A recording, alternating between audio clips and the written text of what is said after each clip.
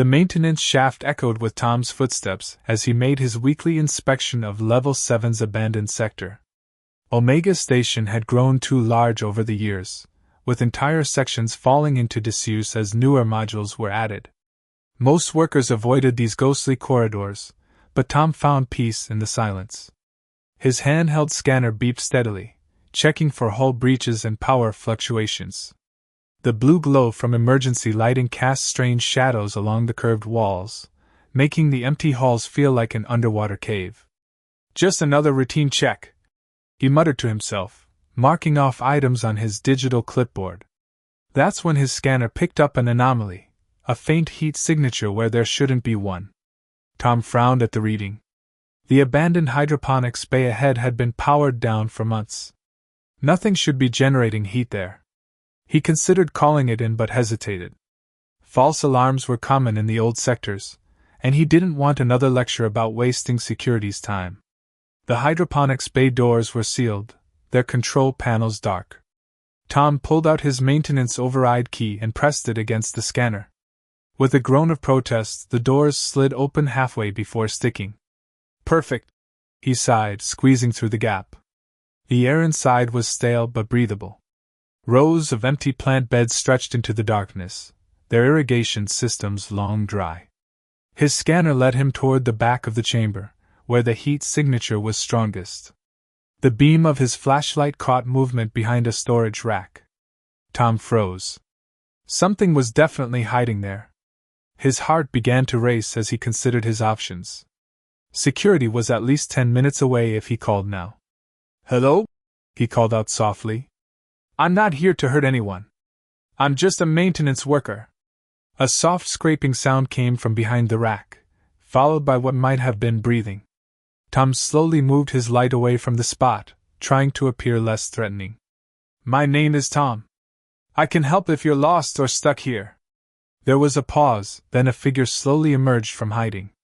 Tom's flashlight beam revealed something that made him stumble backward in shock. The creature was clearly female, but definitely not human. Her skin had a faint purple tinge, and what looked like delicate fins extended from her arms. Large, dark eyes blinked at him fearfully. She was wearing what appeared to be a damaged environmental suit, its material torn in several places. She looked young, perhaps equivalent to a human teenager, and she was clearly terrified. Tom's mind raced as he processed what he was seeing. An alien, alone and hiding in an abandoned section of the station. This was either first contact with an unknown species, or something had gone very wrong. Either way, he knew his next actions would be crucial. He slowly sat down on the floor, trying to make himself appear smaller and less threatening.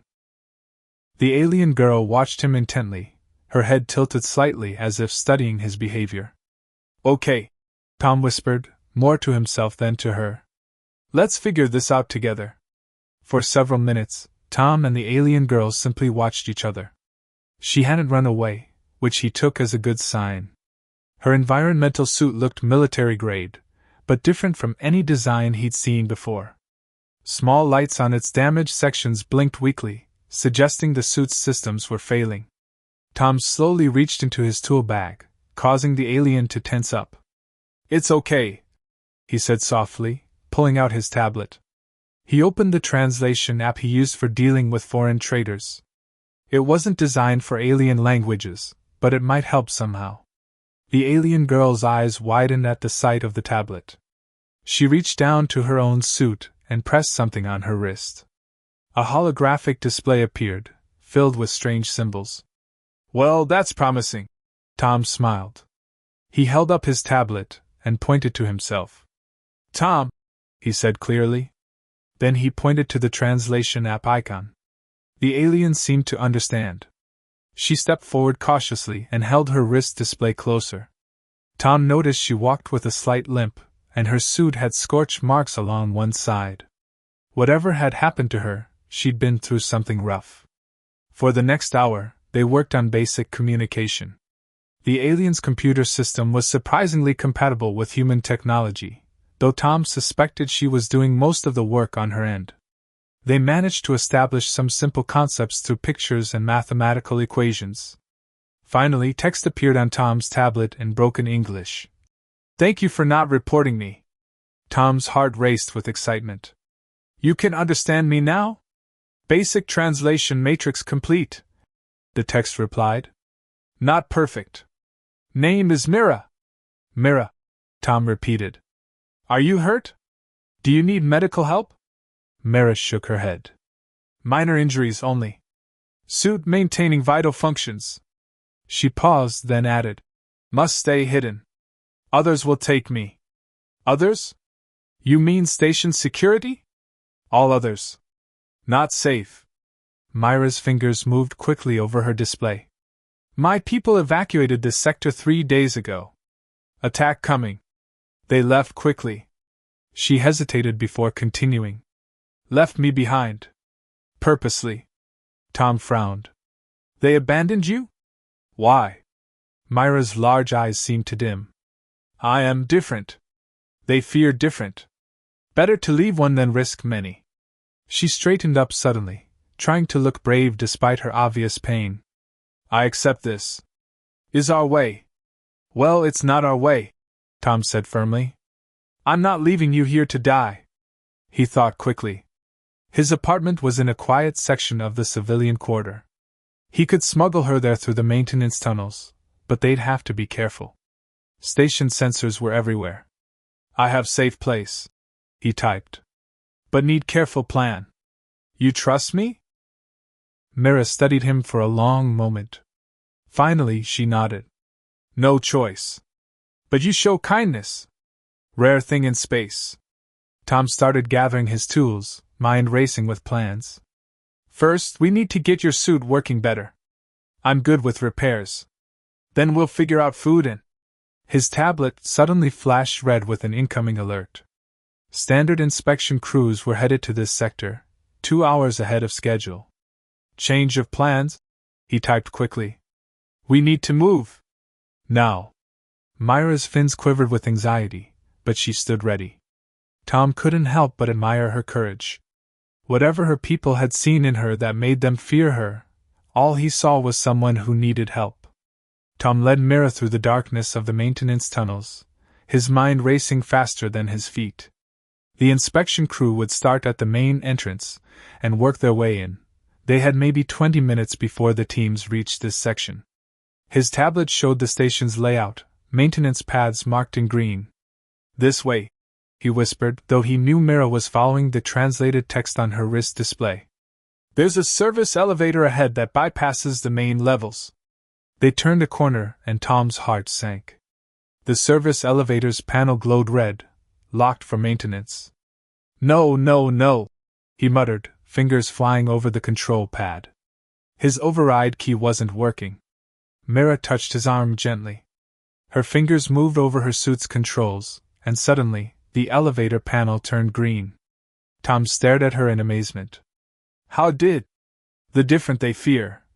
She typed quickly. "I understand machines. Connect with them. Why they left me? Too dangerous." Before Tom could respond, his tablet buzzed. A message from his supervisor. "Walker, where's your location ping? System shows you offline." Tom's hands shook as he typed back. "Sorry, boss. Scanner acting up. Running diagnostics in Sector 7. Get it fixed. Inspection team needs full crew tracking today." The elevator arrived with a soft chime. Tom ushered Mira inside, his mind spinning with new complications. They'd notice his missing location data soon. And now he understood why Myra's people had abandoned her, some kind of technological ability that scared them. But instead of fear, Tom felt hope. Her skills might be exactly what they needed to survive. "My quarters are 3 levels up," he typed. "But we need to be careful. Cameras everywhere." Mira nodded, then closed her eyes. Her fins spread wide, glowing faintly. The elevator's camera light blinked off.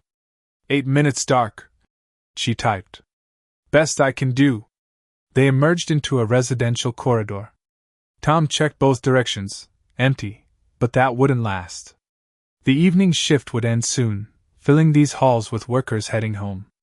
They hurried toward his quarters, trying to look casual while staying in the shadows. They were halfway there when a security drone rounded the corner ahead. Tom froze, but Mira was already moving. Her fins glowed again, and the drone simply turned around, continuing its patrol in the opposite direction. "Impressive," Tom typed. "But are you okay? That seems to take a lot of energy." Myra's steps had become shaky. "Worth risk. You help me. I help you." They finally reached Tom's quarters. As the doors slid shut behind them, Mira collapsed onto his couch, her fins dim and drooping. The translator displayed, "Safe now?" Tom checked his security feeds and door locks. "For the moment. But they'll notice the camera disruptions soon. And my location ping." He trailed off, realizing their problems were just beginning. Mira straightened up, her expression determined despite her exhaustion. "Teach me about station," she typed. "Security patterns. Command structures. I can help more when stronger." Tom looked at this alien girl, amazed by her resilience. She'd been abandoned by her own people, was hunted by everyone else, yet still fought to survive. And now she was trusting him, a complete stranger from another species, with her life. He sat down beside her. "Okay," he said, pulling up the station schematics on his tablet. "Let's make a real plan. Together." Over the next few days, Tom and Mira fell into a careful routine. During his shifts, Tom gathered supplies and information. At night, he taught Mira about the station's systems while she recovered her strength. Her ability to connect with technology grew stronger each day, though using it still left her exhausted. Tom had never met anyone like her. Despite everything she'd been through, Mira remained curious and kind. She fixed his broken appliances, improved his tablet's processing speed, and even figured out how to safely loop his location data to avoid detection. But they couldn't hide forever. Security was getting suspicious of the random computer glitches that seemed to follow Tom around the station. And worse, rumors were spreading about strange energy signatures in the civilian quarter. "We need to move soon," Tom said one evening, watching Mira practice controlling a maintenance bot. "My neighbor Dave keeps asking questions about the power fluctuations." Myra's fins drooped. "Not ready for full escape yet. Need more strength." She had started speaking in broken English, though she still used the translator for complex ideas. "Ship control's too big. Too many systems. Maybe we could," Tom started, but a loud knock at the door cut him off. "Maintenance inspection," a voice called. "Open up!" Tom's blood ran cold. This was wrong. Inspections were never done at night. He quickly motioned Mira toward the hidden panel they prepared in his bedroom wall. But before they could move, the door slid open. Dave stood there with two security officers, their weapons drawn. "Sorry, Tom," Dave said, looking genuinely regretful. "But the reward for reporting alien activity. I've got family back on Earth." The security officers moved in, but Mira was faster. Her fins flared brilliant blue, and every electronic device in the room went dead. The officers' weapons, their comms, even the door controls, all shut down instantly. "Run!" Tom grabbed Myra's hand and pulled her toward the emergency exit. He could hear the officers calling for backup on their backup radios. They had minutes at most. They raced through the darkened corridors, Mira shutting down systems as they went. But Tom could see it was costing her. Her fins were barely glowing now, and her steps were becoming unsteady. "The cargo bay," he gasped as they ran. "We can hide in one of the automated shipping containers. Security won't expect." "No," Mira interrupted, her voice stronger than he'd ever heard it. "No more hiding." She stopped at an intersection, her dark eyes fierce with determination. "Time to show you my plan." Her fins blazed one last time, and suddenly every screen in the corridor lit up with station schematics. But these weren't the regular maintenance maps Tom knew. These showed hidden paths, secret systems, and emergency escape pods, Tom whispered, understanding dawning. "You've been mapping the whole station's systems all this time." Mira nodded, swaying slightly. 5 minutes to reach Pod Bay 7. Automated systems only. No guards. She grabbed his arm. But need your help. Almost no strength left. Tom heard boots thundering in the distance. Station-wide alarms began to blare. He looked at Mira, this incredible being who had trusted him, who had planned so carefully while appearing helpless. In just a few days, she had completely changed his life. He grinned and took her hand. Lead the way. Tom and Mira raced through the maintenance tunnels toward Pod Bay 7, following the secret path she had discovered. Every few minutes, Mira would stop, press her hand against a wall panel, and another security door would slide open. But each use of her power left her weaker. Almost there, Tom encouraged, half carrying her now. Just 2 more sections. Behind them, security teams were spreading through the station. The overhead speakers crackled. Attention all personnel. Lockdown in progress. Report any suspicious activity immediately. Repeat, full station lockdown in effect. They reached a sealed bulkhead. Mira placed her trembling hand on the control panel, but nothing happened. Her fins were nearly transparent now, barely glowing at all. Too tired, she whispered. Need rest.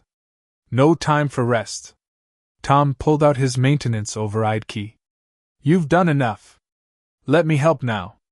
He started working on the panel, using every trick he'd learned in 10 years of station maintenance. Suddenly, a new voice boomed through the corridor. This is Captain Reed.